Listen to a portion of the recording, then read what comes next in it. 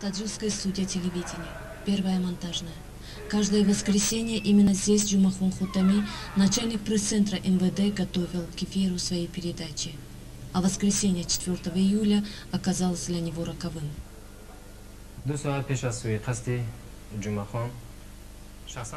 За 2 часа до своей смерти Джумахон Хотами зашел к нам в отдел новостей и попросил передать руководству кассеты с готовой передачей. Я заинтересовался содержанием передачи.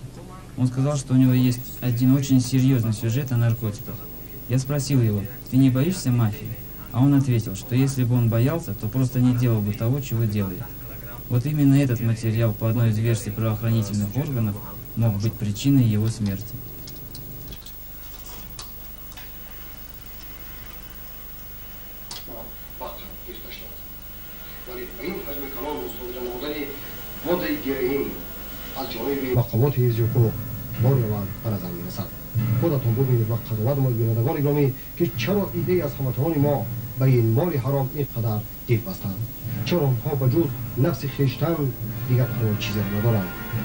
Вечером того дня Джумахон Хотами был застрелен 8 пулями из пистолета Макарова. Был убит журналист, зеркало и совесть общества. Так назвали его друзья. Оперативных работников говорили, что у нас есть такие данные, что на тебя готовится покушение, что некоторые группировки не хотят, чтобы ты так открыто выступал. То есть многим не нравилось его открытое выступление. И вот он уже знал, он в последнее время он чувствовал, что, может быть, что его уже за ним охотятся. И он настолько продуктивно работал, я поражался, что он даже иногда ночью, может быть, спал 2 часа, 3 часа. Он всю ночь вот в этом прокуренном кабинете сидел и всю ночь сидел, писал мемуары, писал сценарий. Джумахон Хотами, 42 года. 25 лет назад с отличием закончил факультет востоковедения. После вуза работа в военных базах в Ираке, Ливии и в Афганистане. В начале 90-х с большим опытом работы в трудных условиях за рубежом пришел на работу в МВД. Он всегда правдиво отражал, даже если он видел где-то несправедливость, видел, что кого-то освободили незаконно, скажем, кто-то совершил преступление, его, скажем, суд оправдал, он все-таки добивался, показывал по телевизору всей общественности. И что удивительно, по его материалам возбуждали уже, после того, как отпускали, по его материалам возбуждали уголовные дела. Он рассказывал не просто о криминале. Он часто затрагивал темы коррупции, контрабанда наркотиков, которые остаются актуальными. Джумахон предупреждал, что нужно остановить поток наркотиков. Он выступал всегда честно, открыто и бескомпромиссно. За него боялись друзья, жена и дети. Я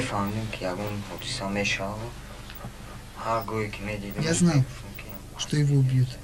Рано или поздно это должно было случиться. Каждый раз, когда он приходил домой, а он часто ночевал на работе, я думал, что его увижу в последний раз, но все же я себя успокаивал. Неужели это случится? До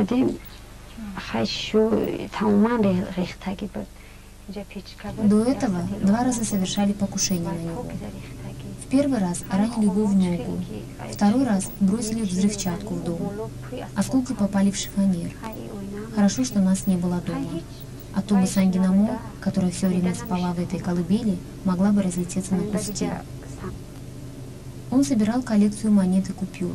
Он очень любил своих детей, свой дом, любил сажать деревья.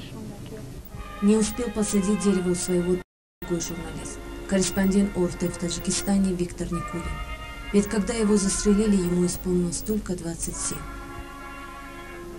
В процессе расследования установлено, что непосредственно причиной теракта в отношении Никулина это связано с его творческой деятельностью. Убийца, целившийся в Никулина, убил сразу 2. Отец Виктора Михаил Никулин, известный журналист в Таджикистане, пережил сына только на год. А жена Джумахона, скорбя о любимом муже, не знает, как вести хозяйство одной, вырастить 6 детей, дать образование. Ведь самому старшему 18, а самый младший 4 года. По данным Международной организации защиты прав прессы, с начала 1992 года в Таджикистане убито более 30 журналистов. По каждому факту убийства ведется следствие. Раскрыто лишь одно преступление – расстрел экс-корреспондента газеты «Правда» Утахон Латифи.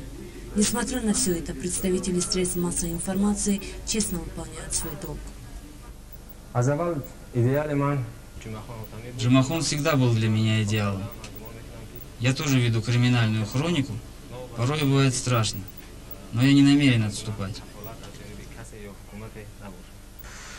Но, к великому сожалению, в последние годы профессия журналиста стала жертвами коррумпированных лиц, наркомафии и лиц, для которых гласность вовсе является призраком.